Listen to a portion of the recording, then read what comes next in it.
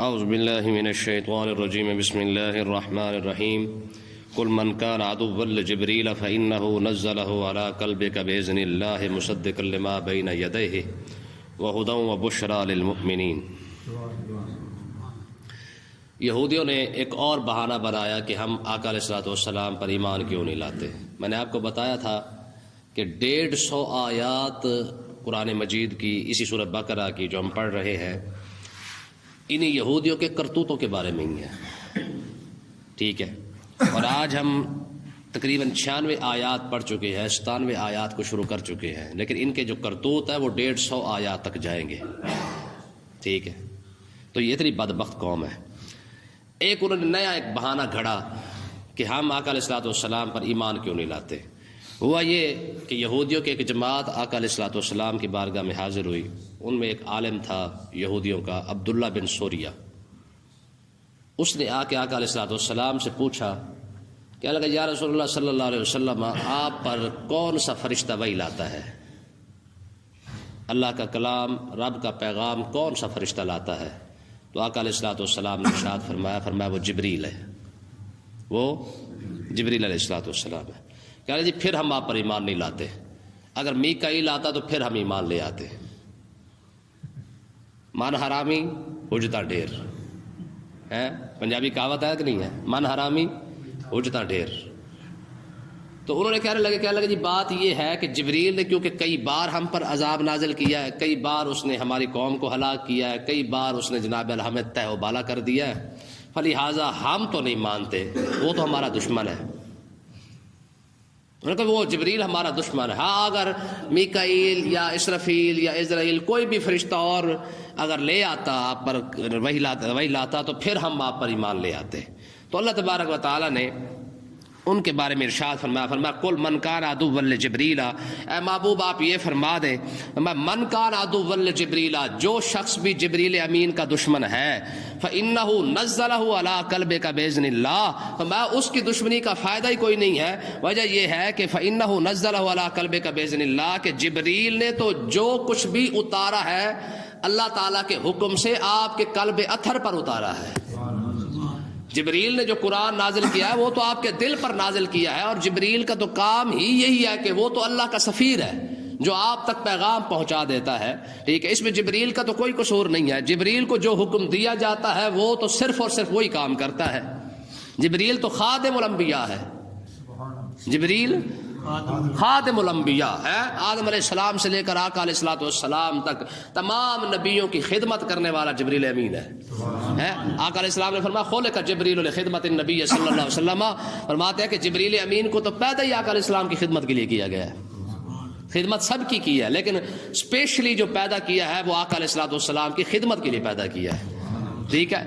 23 سالوں کے اندر 24,000 مرتبہ حضرت سیدنا جبریل علیہ الصلوۃ والسلام حضور کی بارگاہ میں حاضر ہوئے ہیں، ٹھیک ہے۔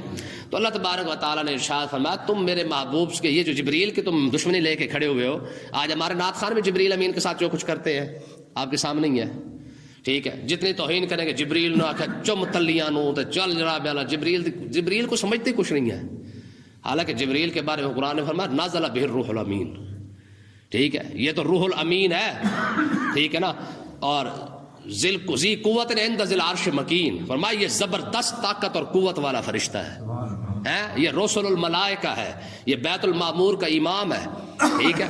یہ تمام انبیاء کا صحابی ہے، ٹھیک ہے۔ سارے فرشتوں کا سردار جبریل علیہ الصلوۃ والسلام ہے، اور آج نعت خان کھچے مار رہا ہوتا ہے، جناب جب بھی کھڑا ہو کے جناب نعت پڑے گا جناب جبریل امین کی توہین کر رہا ہوتا ہے، ٹھیک ہے۔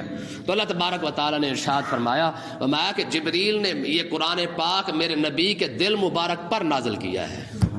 حضور کا دل کتنا مضبوط قسم کا دل ہے، قرآن مجید فرمایا لو انزلنا ھذا القرآن علی جبل لرأیتہ خاشعا متصدعا من خشیۃ اللہ، اگر یہ قرآن ہم پہاڑوں پر نازل کر دیتے نا، لو انزلنا ھذا القرآن علی جبل، اگر ہم پہاڑوں پر یہ قرآن نازل کرتے تو قرآن پہاڑوں کا حال کیا ہوتا؟ فرمایا خاشعا متصدعا من خشیۃ اللہ، فرمایا یہ اللہ کے خوف کی وجہ سے یہ ٹکڑے ٹکڑے ہو جاتے۔ یعنی پہاڑ رب کے کلام کو برداشت کرنے کی طاقت نہیں رکھتا، یہ محبوب کا دل ہی ہے، یہ دل مصطفیٰ، یہ قلب مصطفیٰ ہے کہ پورا کا پورا الحم سے لے کر والناس تک پورا قلب مصطفیٰ پر قرآن نازل ہوا، لیکن مجال ہے کو فرق پڑ جائے، اتنا مضبوط ترین دل رب نے اپنے محبوب کا بنایا ہے۔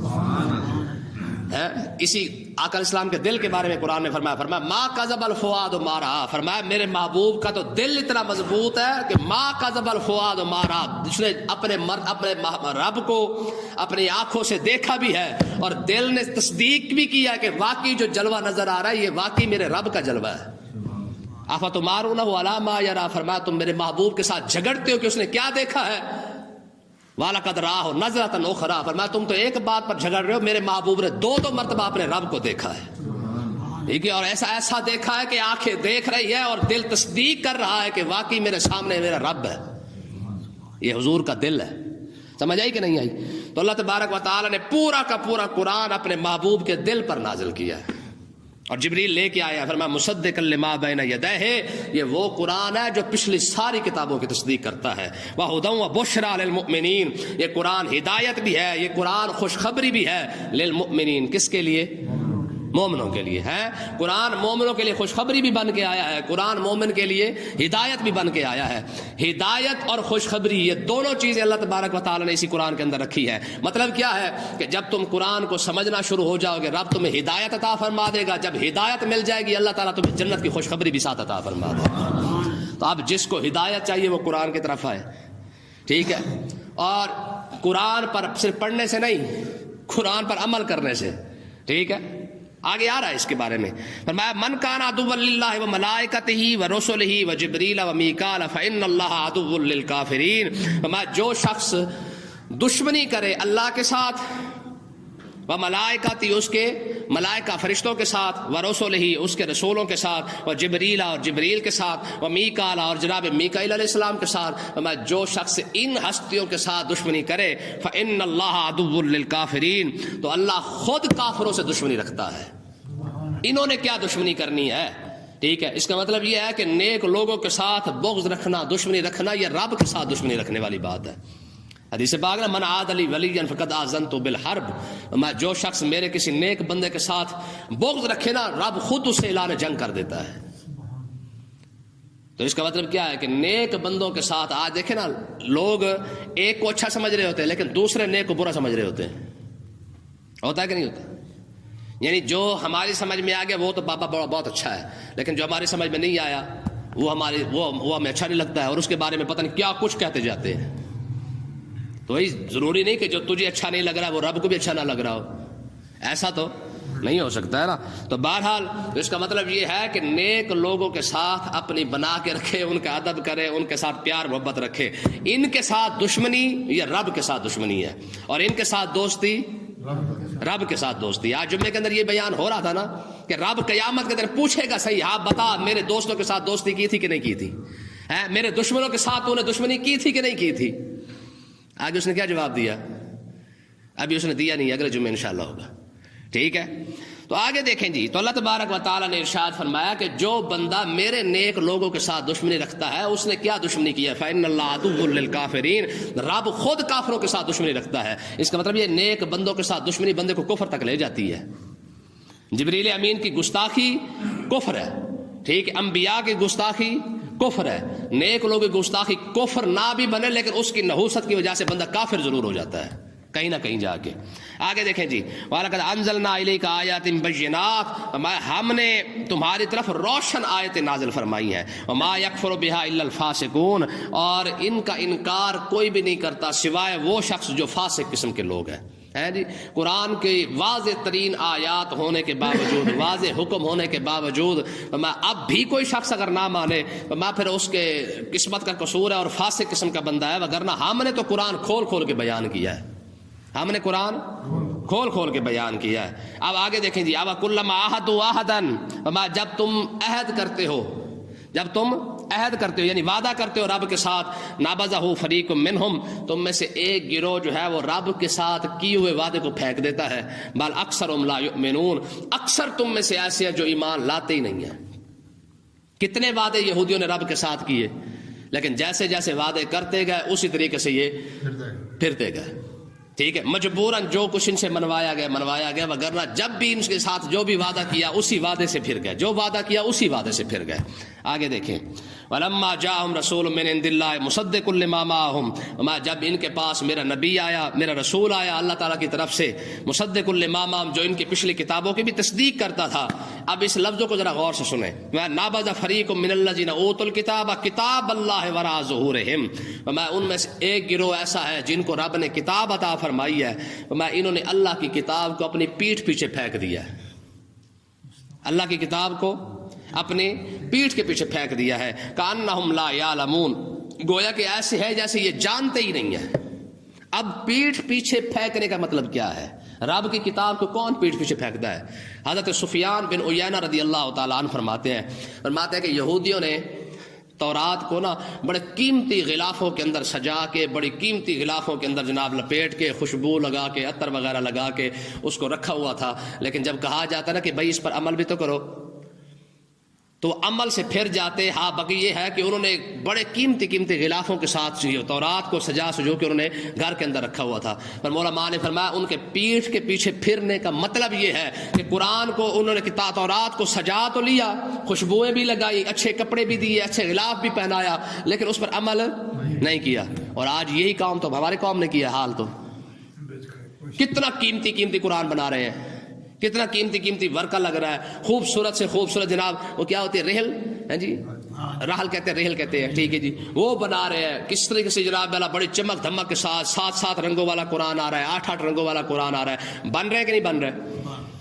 قرآن خوشبو بھی آ رہی ہے، ہاں جی، خوشبو بھی آ رہی قرآن۔ اللہ اکبر، بات وہی آگے کی نہیں آئی۔ یہودیوں نے 2 کام کیے، ایک تو اچھے سے اچھے کپڑے کے ساتھ تورات کو لپیٹا اور ساتھ خوشبو بھی لگائی، اور مسلمانوں نے بھی یہی کام قرآن کے ساتھ کیا، اچھے سے اچھے خوشبو کے اندر بھی لپیٹا، اور کو جناب اعلیٰ اچھے سے اچھا غلاف بھی بنایا، اچھے سے اچھی جلدیں بھی بنائی، جی اوپر سے ڈیزائننگ بھی کی، رنگ بھی سارا کچھ بنایا۔ آج دیکھ لیں ہم قرآن کے ساتھ کر کیا رہے ہیں یار، یہ تو سیدھا قرآن ہے نا کہ نابذ فریق من الذین اوتوا الکتاب کتاب اللہ وراء ظہورہم۔ جب ان کے پاس رسول آئے اللہ کی طرف سے، انہوں نے کیا کیا؟ ان میں سے ایک گروہ نے قرآن آیا، کتاب آئی ان کے پاس، تو انہوں نے کیا کیا؟ کتاب اللہ وراء ظہورہم، انہوں نے کتاب اللہ کی کتاب کو پیٹھ پیچھے پھینک دیا، حالانکہ انہوں نے کبھی پھینکا نہیں ہے، پھر عمل نہیں کیا، عمل نہیں کیا۔ بس یہ بات اللہ تبارک و تعالیٰ نے یہاں پہ ارشاد فرمائی کہ جب انہوں نے عمل نہیں کیا تو اللہ تبارک و تعالیٰ نے ارشاد فرمایا جب تم نے عمل کیا ہی نہیں ہے تو سمجھ لو کہ پھر تم نے پیٹھ پیچھے پھینک ہی دیا ہے۔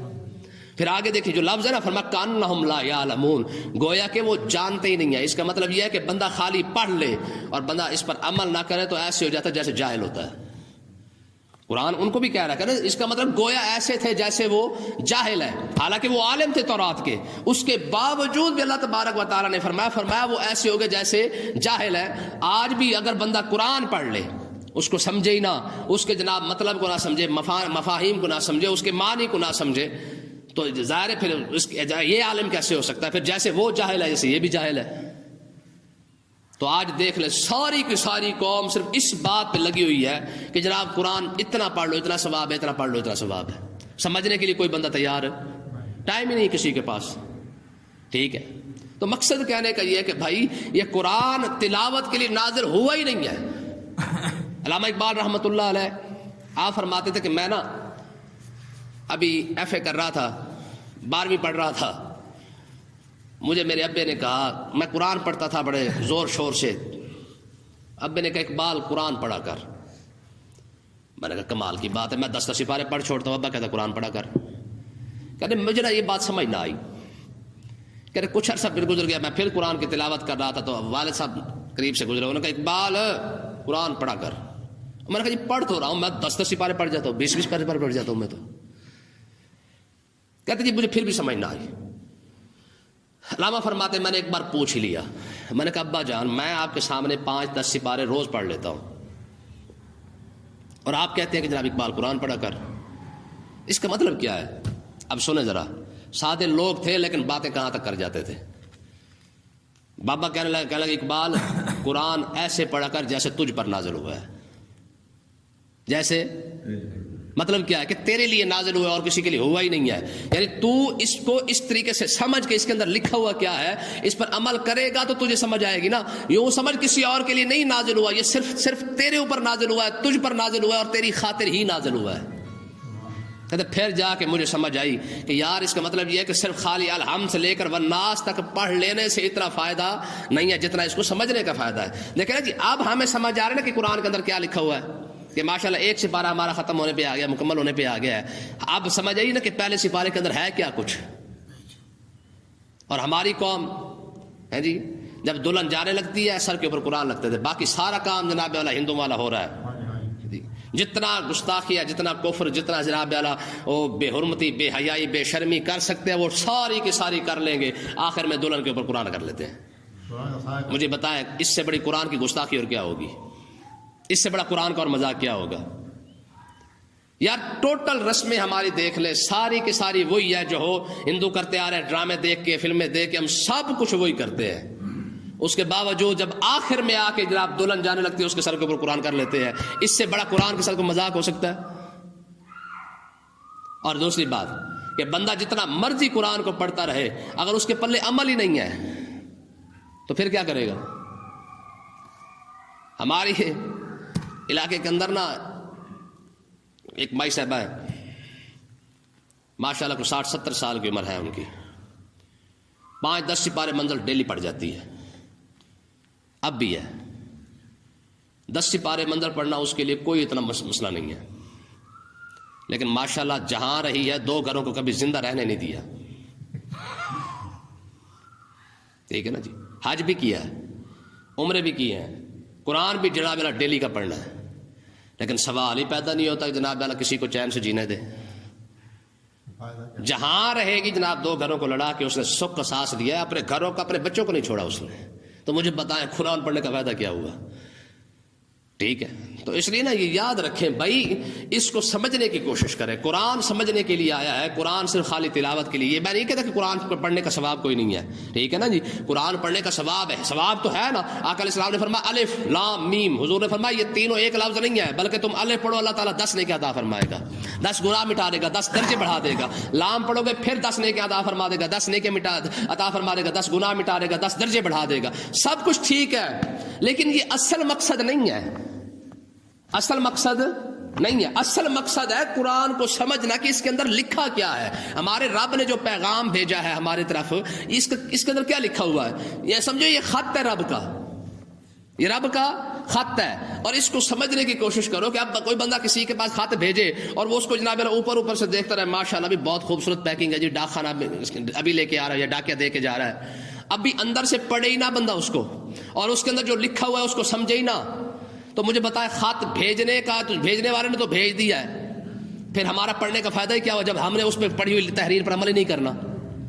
تو سیم یوں سمجھ لے کہ یہ رب کا خط ہے بندوں کے نام, ٹھیک ہے. رب فرما رہا ہے کہ بھائی ایسے کام کرو, ایسے نہ کرو, ایسا کام کر لو, ایسے نہ کرو. یہ یہودیوں کی کرتوت بتانے کا مقصد یہ نہیں ہے کہ جناب یہ سارے یہودی کرتے تھے. مقصد یہ ہے کہ یہ 150 آیات جو یہودیوں کے بارے میں نازل ہوئی ہے, یہ صرف ان کے کرتوت ایک ایک کر کے جو کرتوت گنوایا گیا, اس کی وجہ یہ تھی کہ بھائی یہودیوں نے ایسے کیا, تم ایسے نہ کرنا. یہودیوں نے جبریل کی گستاخی کی, تم نہ کرنا. یہودیوں نے نبیوں کی گستاخی کی, تم نہ کرنا. یہودیوں نے اپنے کتاب کی گستاخی کی, تم نہ کرنا. ٹھیک ہے نا جی. اب یہودیوں نے کیا کیا, چوری کا قانون جیسے تورات کے اندر ہے ویسے قرآن کے اندر ہے, ٹھیک ہے. اب وہ کیا کرتے تھے, امیر کو چھوڑ دیتے تھے, غریب کو کاٹ دیتے تھے. آج وہی کچھ ہو رہا کہ نہیں؟ حالانکہ اللہ تعالیٰ نے تو وہی فرمایا تھا, فرمایا بھی جو چوری کرے اس کا ہاتھ کاٹ دو, اس کو سزا دو. اب سیم یہی مسئلہ تھا. انہوں نے, یہودیوں نے کیا کیا, امیروں کو چھوڑ دیا اور غریبوں کو